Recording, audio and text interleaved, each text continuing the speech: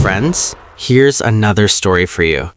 It's not exactly short, but it's complicated and interesting. I hope you like it. Don't forget to rate it at the end.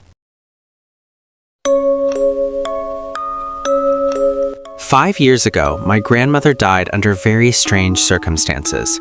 She fell down the stairs in her large family house. After her death, I inherited that big house. My husband and I immediately moved there from our tiny rented apartment. But the moment we stepped inside the house, I felt something strange. It was incredibly cold, even though it was late summer outside. I had been in that house many times when my grandmother was still alive. Back then, it always felt big and bright. But now, it felt dark and lifeless. This place really needs some renovation, my husband said. Yeah, we need to add some color.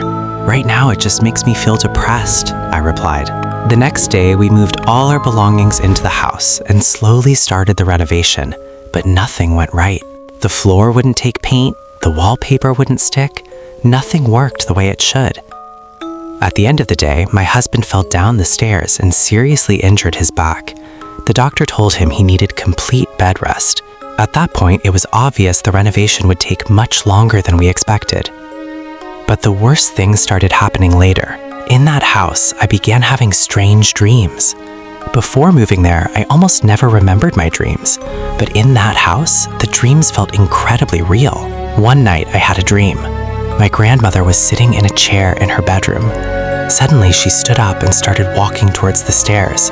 When she reached the edge, she stopped for a moment. Then out of the darkness, a small black boy, maybe 6 years old, ran up behind her and pushed her.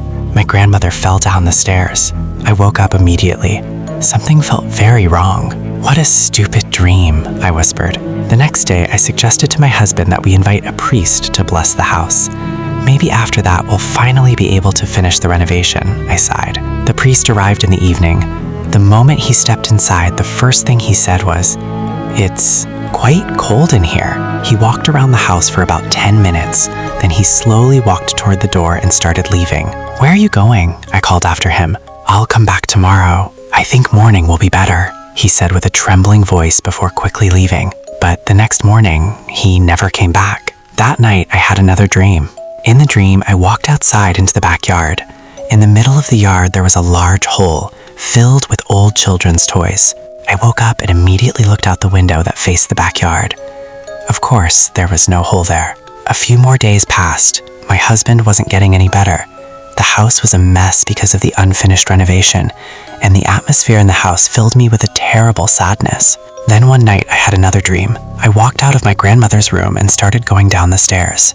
At the bottom of the stairs, I saw a black woman sitting in a rocking chair, slowly rocking back and forth. When she saw me, she suddenly jumped up, ran towards me, grabbed my shoulders, and screamed, "Your old woman should have stayed out of places that weren't hers." I woke up covered in cold sweat. "What the hell is happening in this house?" I whispered. The next day, I decided to research my grandmother's house. I searched the internet, and what I found shocked me. Back in 1810, a wealthy plantation owner lived in that house. Several servants worked for him, including a black family of 4, 2 adults and 2 children. One day, the plantation owner's young daughter died from an unknown illness. The day before she died, she had been seen playing with the 2 black children.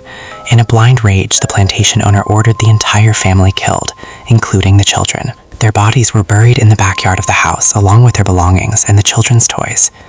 And by a cruel twist of fate, my grandmother had unknowingly dug up that very grave.